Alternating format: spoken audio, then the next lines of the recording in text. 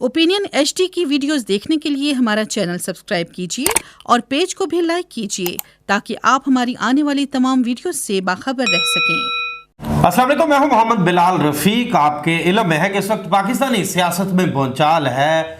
वज़ीर आज़म पाकिस्तान इमरान खान के खिलाफ तहरीक अदम एतमाद जमा होने के बाद पार्लियामेंट में जमा होने के बाद खासे अतार चढ़ाव देखने में आ रहे हैं। कभी मुनहरफ अरकान सामने आ जाते हैं तो कभी उनके खिलाफ रेफरेंस की बात आ जाती है। ये सारी बातें इस वक्त पाकिस्तानी सियासत में चल रही हैं। 25 तारीख की बात हो रही है कि जो पाकिस्तान की नेशनल असेंबली है उसका इजलास बुलवाने की बातें भी चल रही हैं। ये सारी बातें पाकिस्तान में चल रही हैं, लेकिन हर दौर में पाकिस्तान में बदलते हुए सियासी हालात का बराह रास्त असर आज़ाद जम्मू कश्मीर पर भी पड़ता है। आज़ाद जम्मू कश्मीर में इंतखाबात चूँकि 2021 जुलाई में हुए और जो हुकूमत मार्ज़ वजूद में आई वो है पाकिस्तान तहरीक इंसाफ आज़ाद जम्मू कश्मीर की।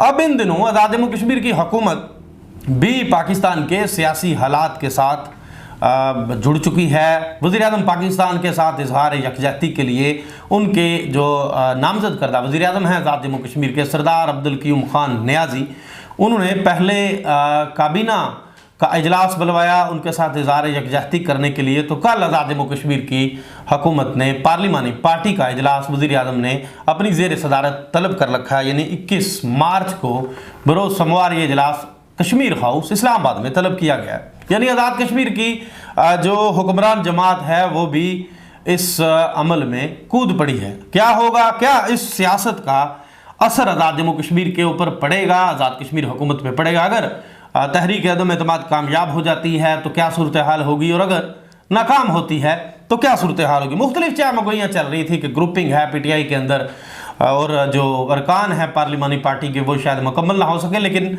मेरी इतला ये है कि मुकम्मल हाउसफुल इजलास होगा, तमाम अरकान उस इजलास में जाएंगे। इसके अलावा दूसरे मौजू पे भी बात होगी। आज बल्दियाती इंतखाबात करवाने के लिए इलेक्शन कमीशन तैयारियों में है, हल्का बंदियाँ मुकम्मल हो चुकी हैं, वोटर फहरिस्तें अपडेट करने का मरहला भी शुरू हो चुका है। हुकूमत ने अभी तक 98 करोड़ जो इलेक्शन कमीशन ने मांगे थे उनमें से नॉर्मल मिज़ानिया के बजट में चीफ इलेक्शन कमीशन जो इलेक्शन कमिश्नर हैं आज़ाद जम्मू कश्मीर इलेक्शन कमीशन को 13 करोड़ पे अदा किए। बाकी अखराजात कहाँ से होंगे, इस पर भी बातचीत होगी। अभी हमें ज्वाइन किया है, थोड़ी देर बाद हमारे साथ चीफ इलेक्शन कमिश्नर मौजूद होंगे। अभी हमें ज्वाइन किया है साबिक वज़ीर आज़म, सीनियर पार्लियामेंटेरियन और कायद हैं आल जम्मू कश्मीर मुस्लिम कॉन्फ्रेंस के जनाब सरदार अतीक अहमद खान साहब। खासा वसी तजर्बा है सियासत पे। आइए इनसे जानते हैं कि ये जो मौजूदा हालात हैं इनका आज़ाद कश्मीर हुकूमत पे क्या असर पड़ सकता है। अस्सलाम वालेकुम सरदार साहब। वालेकुम अस्सलाम बिलाल साहब। सरदार साहब वेलकम कहूँगा। ये बताइएगा, आप खासी गहरी नज़र रखते हैं पाकिस्तान की सियासत पे, दुनिया भर के ताज़ा तरीन हालात पे, आज़ाद कश्मीर पे भी। आप ये बताइएगा, ये जो आप देख रहे हैं इस वक्त पाकिस्तान की सियासत में जो चल रहा है, क्या इससे अगर तहरीक अदम एतमाद कामयाब हो जाती है, इसका असर इस दफ़ा क्या देख रहे हैं आप आज़ाद कश्मीर की इस हुक्मरान जमात पे पड़ सकता है, हुकूमत पे? जी बहुत शुक्रिया बिलाल रफीक साहब। ऐसे है कि पाकिस्तान में जो कुछ हो रहा है ये भी मैं समझता हूँ कि बहुत अफसोसनाक है। अदम एतमाद की तहरीक तो एक आईनी जमहूरी अमल है, उस पर तो मेरे समेत आप समेत किसी को एतराज़ नहीं होना चाहिए। लेकिन जो अफरा तफरी पैदा हो रही है, मैं ये देख रहा हूँ, महसूस कर रहा हूँ बतौर सियासी कारकुन कि ये अदम इस्तेकाम के नए दरवाजे खुल रहे हैं और बहुत देर तक मुझे पाकिस्तान की सियासत में इस्तेकाम होता हुआ दिखाई नहीं देता। तहरीक कामयाब होती है तब भी और तहरीक नाकाम होती है, दोनों सूरतों में पाकिस्तान में सियासी अदम इस्तेकाम में इजाफा होगा, जो हमारे माशी इस्तेकाम के लिए, हमारे जमहूरी इस्तेकाम के लिए सूरतमंद बात नहीं है। फिर आपने कहा कि इसका आज़ाद कश्मीर पर, तो फितरी बात है कि मरकज़ में जो हुकूमत बैठी हुई है इन्होंने जोर लगा के आज़ाद कश्मीर में तो PTI की हुकूमत बनवाई है और उस आज़ाद कश्मीर की हुकूमत का सारा दारोमदार मरकज़ की बैसाखियों के ऊपर है। मरकज़ में अगर कोई रद्दबदल होती है, कोई तब्दीली आती है, मरकज़ में हुकूमत कमज़ोर होती है, तो इसका ठीक कहा आपने कि इसका बराह रास्त असर आज़ाद कश्मीर की हुकूमत के ऊपर पड़ेगा। वैसे भी PTI के अंदर ग्रुप बंदियों की बात तो पहले दिन से चल रही है। आप देखते हैं कि काबीना की कोई मीटिंग जो है वो पूरी तरह उसमें शिरकत नहीं हो सकी वज़रा की। किसी पार्लिमानी पार्टी का इजलास आपने देखा इस अरसे में कि जिसमें सारे 100% हाजिरी हो, वो नहीं हो सका। तो ये जो ये उनका अंदरूनी मामला है जिसके साथ हमारा कोई ताल्लुक नहीं है, लेकिन ये अंदरूने खाना उनके यहाँ 2-3 ग्रुप्स बहुत वाज़े हैं जो हर किसी को दिखाई देते हैं। तो इसलिए मेरा ख्याल है कि आज़ाद कश्मीर के ऊपर भी इसका असर पड़ेगा और पड़ता हुआ दिखाई दे रहा है। अच्छा, आप क्या समझते हैं कि अगर इमरान खान के खिलाफ वहाँ पे वो वोट ऑफ नो कॉन्फिडेंस कामयाब हो जाता है तो वो बड़े जारहाना नहीं हो जाएंगे, आज़ाद कश्मीर पे गहरी नज़र नहीं जमा लेंगे अपने लोगों के लिए कि जो उन्होंने प्राइम मिनिस्टर नियाजी साहब को नामजद कर रखा है। दूसरी तरफ आप देख लें, अभी तक उस्मान बुज़दार को हटाने के लिए वो तैयार नहीं है, पूरी हुकूमत दाव पे लग चुकी है, वो अपने फैसले पे डट जाते हैं। क्या समझते हैं कि वो हर हद तक तहफ़्फ़ुज़ में नहीं जाएंगे सरदार अब्दुल कयूम खान नियाजी के? देखिए, बात यह है कि मरकज़ में अगर कोई रद्द-ओ-बदल की बात होती है, तब्दीली होती है और तहरीक अदम एतमाद कामयाब होती है बल्कि नाकाम भी होती है, तब भी मुझे मरकजी हुकूमत इस हालत में दिखाई नहीं देती कि जिसमें वो अपना भी दिफा करे और फिर वो गिलगित बल्तिस्तान को और आज़ाद कश्मीर का दिफा भी करे। ये मुझे कहीं भी ज़्यादा लंबा चौड़ा, पाकिस्तान के मामला इतने गंभीर हैं, इतने पेचीदा हैं। वज़ीर-ए-आज़म पाकिस्तान का रूस का दौरा ज़ेर बहस है, अमरीकी सदर के साथ किसी किस्म के रवाबत का ना होना, टेलीफोन कॉल तक करना मिलना, फिर उनका खुद अपना ये कहना कि जो है वो बाहर से दबाव है, उनके वज़रा का कहना कि ये साम्राज्यी सुंडियाँ हैं जो उनके खिलाफ काम कर रही हैं और गैर मुल्की लोग हैं जो ये तहरीक चला रहे हैं। तो ये सारी बातें अगर आप देखें, मिला के देखें, तो आपको पाकिस्तान में अदम इस्तेकाम में इजाफा दिखाई देता है। उस अदम इस्तेकाम की हालत में मेरा नहीं ख्याल कि इमरान खान साहब अपनी मेन पॉलिटिक्स छोड़कर आज़ाद कश्मीर को या गिलगित बल्तिस्तान को डिफेंड कर सकेंगे। अच्छा, आप नहीं समझते ऐसी कोई सूरत हाल पैदा होगी? नहीं, वो पाकिस्तान के मसाइल खुद इतने गंभीर हो सकते हैं कि जिससे उनको अपने कामों से फुर्सत न मिले। तो आप सरदार साहब, आप मुझे क्विकली आखिर में ये बताइएगा, आप नहीं समझते कि क्या ये चीज़ें नहीं होनी चाहिए? अभी इलेक्शन हुए, वज़ीर आज़म नामजद हुआ, अब हुकूमत उल्ट पुलट हो जाएगी, लोगों के काम मुतासर हो जाएंगे। जी, मैंने आपको शुरू में कहा कि बहुत अफसोसनाक है। मैंने शुरू में आपसे कहा है कि पाकिस्तान में जो कुछ हो रहा है ये बहुत अफसोसनाक है।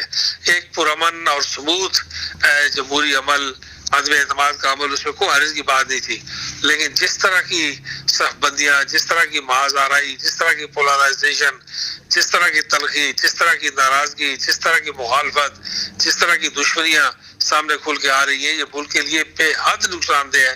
मैंने शुरू में ये बात कही है कि ये सारा अमल इस सिरे से जो है मुझे अफसोसनाक दिखाई दे रहा है। यानी जो आदमी इतना जायज़ हक है अपोजिशन का और इसमें कोई बुरी बात नहीं है, वो होना चाहिए। लेकिन इमरान खान साहब ने भी जो है इन मामलात में आज अगर गौर करें, आप तजिया करें, तो आपको अंदाज़ा होगा कि जो प्रेस और मीडिया पूरी जज्बाती कैफियत तारी करके उनको लेके आया था, आज वो सारा नाराज बैठा है। बिजनेस कम्युनिटी जो उनके साथ थी वो नाराज बैठी है। आज जो जहांगीर तरीन साहब से लेके अलीम खान तक और वो लोग जिन्होंने पैसा पानी की तरह बहाया था तहरीक इंसाफ के लिए, आज जो नाराज बैठे हैं। तो ये सारे कामकाज इनके करने के थे। इन हालात में आदमी एतमाद की तहरीक शायद आसानी से उसका कोई कामयाब होने में कोई दिक्कत ना होती, लेकिन जो तलखियाँ पैदा हो गई है फिजा में, ये बहुत अफसोसनाक है और इससे पाकिस्तान के मुस्तकबिल में बहुत अरसे तक जमहूरियत में इस्तेकाम रहेगा, माशियत में इस्तेकाम रहेगा और अफरा तफरी का आलम दिखाई देता है। बहुत बहुत शुक्रिया जनाब सरदार अतीक जी। ये थे साबिक वज़ीर आज़म और सीनियर पार्लियामेंटेरियन सरदार अतीक अहमद खान साहब। इनकी गुफ्तगू आपने सुनी कि ये अमल कोई अच्छा नहीं जाएगा। ज़ाहिर सी बात है, आज़ाद कश्मीर में अब जुलाई में इलेक्शन होते हैं, प्राइम मिनिस्टर नामजद होते हैं और अब अफरा तफरी अगर आज़ाद कश्मीर में शुरू हो जाती है तो ये कोई गुड मैसेज नहीं होगा। तो यहाँ पे छोटी सी ब्रेक के बाद दोबारा आते हैं। So stay with us. You are watching Opinion HD. जी वेलकम बैक। आज़ाद जम्मू कश्मीर में इलेक्शन जो थे बल्दियाती इलेक्शन, उनकी तैयारियां भी अरूज पर हैं। एक तरफ जब हुकूमत आज़ाद कश्मीर ने कहा कि बल्दियाती इंतखाबात होने चाहिए, तो दूसरी तरफ उसके बाद फौरी से डिसीजन आ गया आज़ाद जम्मू कश्मीर की सुप्रीम कोर्ट का कि अगस्त से कबल इलेक्शन आज़ाद जम्मू कश्मीर में करवाए जाएँ। उसके बाद आज़ाद जम्मू कश्मीर इलेक्शन कमीशन मुतहरक हो गया। आज़ाद जम्मू कश्मीर इलेक्शन कमीशन ने 98 करोड़ की डिमांड कर दी आज़ाद जम्मू कश्मीर हुकूमत से। हल्का बंदियाँ शुरू हो चुकी थी, अब हल्का बंदियाँ मुकम्मल हो गई हैं। वोटर फहरिस्तें, नए वोटों का जो इंदराज होना था वो प्रोसेस मुकम्मल हो गया है। उनको जो अपडेट किया जा रहा है, फहरिस्तों को गजट प्रिंटिंग के लिए चले गए हैं, लेकिन साथ ही साथ फंड्स की कहा यह जा रहा है कि कमी है। इस वक्त हमें जान किया है चीफ इलेक्शन कमिश्नर आज़ाद जम्मू कश्मीर जस्टिस रिटायर्ड अब्दुल रशीद सलारिया साहब ने। आइए इनसे गुफ्तगू करते हैं और जानते हैं कि क्या बल्दियाती इंतखाबात आज़ाद जम्मू कश्मीर में अगस्त से पहले मुमकिन हैं। अगर इलेक्शन कमीशन के पास फंड्स नहीं हैं तो बाकी तैयारियां कैसे की जाएंगी। अस्सलाम वालेकुम। वालेकुम सलाम, वेलकम कहूँगा जनाब चीफ इलेक्शन कमिश्नर साहब। प्रेस कॉन्फ्रेंस हुई, कुछ गिले शिकवे भी हुए। 98 करोड़ रुपया मांगा था, मुझे इस पे बताइएगा। 13 करोड़ कहा जा रहा है मिला है, वो भी नॉर्मल मिजानिये के बजट में। जी बिल्कुल। तो क्या बाकी पैसे कहाँ से आएंगे?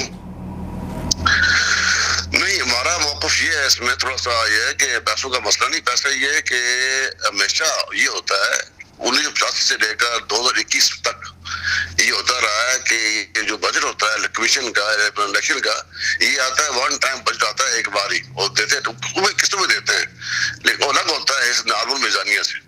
उसका चूंकि प्रोसीजर ये होता है कि हमें पैसे एडवांस देने पड़ते हैं पार्टीज को होती है, डीसी साहबान है, एसी साहबान है, गवर्नमेंट के होते हैं, वो हमारा काम करते हैं, हम उन्हें पे करते हैं, पे करते हैं।